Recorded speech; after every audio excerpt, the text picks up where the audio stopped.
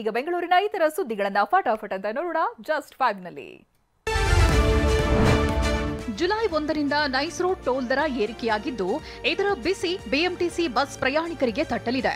ಹಿಂದೆ ಬಿಎಂಟಿಸಿ ಬಸ್ಗೆ 675 ರೂಪಾಯಿ ಟೋಲ್ ದರ ಇತ್ತು. ಜುಲೈನಲ್ಲಿ 785ಕ್ಕೆ ಏರಿಸಲಾಗಿದೆ. ಬಿಎಂಟಿಸಿ ಬಸ್ನಲ್ಲಿ ಬಿಐಇಸಿಯಿಂದ ಎಲೆಕ್ಟ್ರಾನಿಕ್ ಸಿಟಿಗೆ ಸದ್ಯ 60 ರೂಪಾಯಿ ಟಿಕೆಟ್ ದರ ಇದೆ.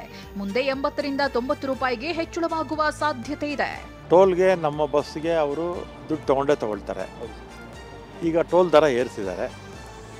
ಅದು BMTCನೇ ಟೋಲ್ ದರ ಕಟ್ಟಿದ್ರೆ ನಮಗೆ ನಷ್ಟ ಆಗುತ್ತೆ. ಅದರಿಂದ ಟೋಲ್ ದರ ಎಷ್ಟು ಏರಿಸಿದ್ದಾರೆ, ನಮ್ಮ ಬಸ್ಸಲ್ಲಿ ಎಷ್ಟು ಸೀಟ್ ಇರುತ್ತೆ ಅದಕ್ಕೆ ಡಿವೈಡ್ ಮಾಡಿ ತಗೋಬೇಕಾಗುತ್ತೆ.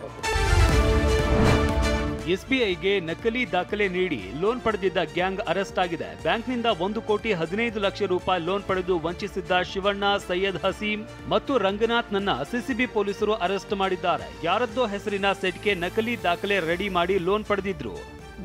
SBI ಬ್ಯಾಂಕ್ನಲ್ಲಿ ಇತರರಿಗೆ ಸೇರಿರ್ತಕ್ಕಂಥ ಒಂದು ಪ್ರಾಪರ್ಟಿ ಮೇಲೆ ಪ್ರಾಪರ್ಟಿ ತನ್ನದೇ ಅಂತ ನಕಲಿ ದಾಖಲಾತಿಗಳನ್ನು ಸೃಷ್ಟಿಸಿ ಒಂದು ಗ್ಯಾಂಗು ಲೋನ್ ತಗೊಂಡಿರ್ತಾರೆ.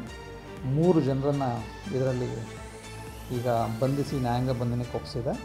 ಅವರು ಇನ್ನೂ ಒಂದು ಪ್ರಕರಣ ಇದೇ ಥರದ್ದು ಮಾಡಿರ್ತಕ್ಕಂಥದ್ದು ಗಮನಕ್ಕೆ ಬಂದು SBIನವರು ಇನ್ನೂ ಒಂದು ಕೊಟ್ಟಿದ್ದಾರೆ ನಮಗೆ ಪ್ರಕರಣ, ಅದು ಕೂಡ ದಾಖಲಾಗಿದೆ.